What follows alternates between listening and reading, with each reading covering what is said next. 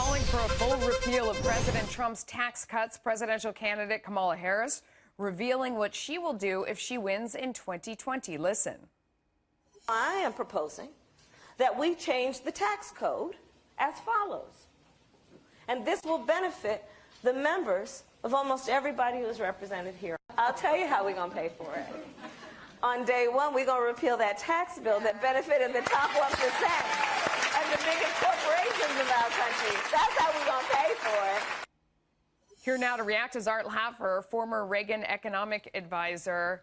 Art, I wonder how she's going to do this. First of all, clearly she hasn't. Even the New York Times admits that 85% of the middle class got a tax cut. So when she's sitting there saying, I'm going to repeal the tax cut that only helped the top 1%, are people who are in the middle class listening to that, do they not know they got a cut? Are they fooled by what she's saying? What do you think is happening there? I don't have any idea what's happening with her. It's the craziest thing I've ever heard. But let me just tell you where the benefits really went of that tax cut.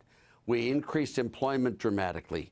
GDP growth was much higher than anyone said we could ever do. The stock market rose dramatically, and wages of the poor, the minorities, the disenfranchised rose. Is she really proposing to put all the minorities out of work? Is she really proposing a market crash? Is she really proposing having real GDP tumble before our very eyes? Yeah, that's what she really is proposing, Melissa. And it's shocking. But she's just ignorant. And you know, she just doesn't understand economics, and she still talks. Yeah, I wonder if people listening to her believe that, though. I mean, we had this last unemployment report that came out. You talked about wage growth, and they said wages were growing at 3.4% on an annualized. Yeah. If you look back at the Obama administration, they never got back not close, to not 3%, close. Even though Democrats with this report were saying 3.4%, who cares? But look at this. So there's a figure on the screen right now. Even if you slice out that group, so you had Joe Biden talking to people in Pennsylvania who work in mines, who are loggers in the Northeast. And he's saying, you didn't feel that tax cut. You haven't felt anything from this economy.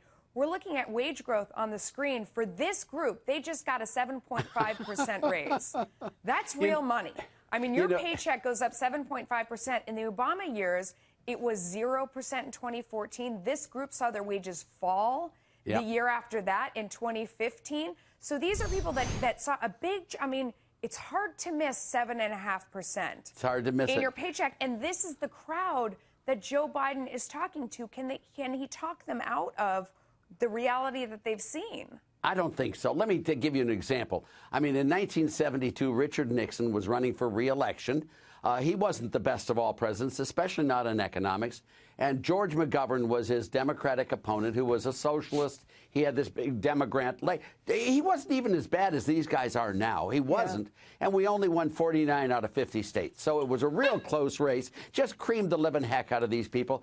I don't know what they're talking, but everyone can see through the tragedy that is Kamala Harris talking about economics. Now, she may be very good on the law. She may be very good on other things. But in economics, she don't know nothing. And Bernie Sanders, come on. If you tax people who work and you pay people who don't work, do I need to say the next sentence to you, Melissa?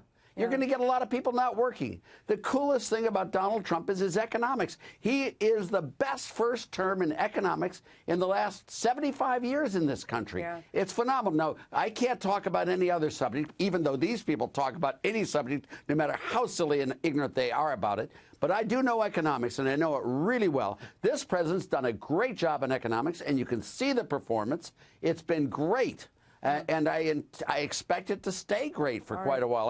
I'm worried about the trade stuff, as always, as you know.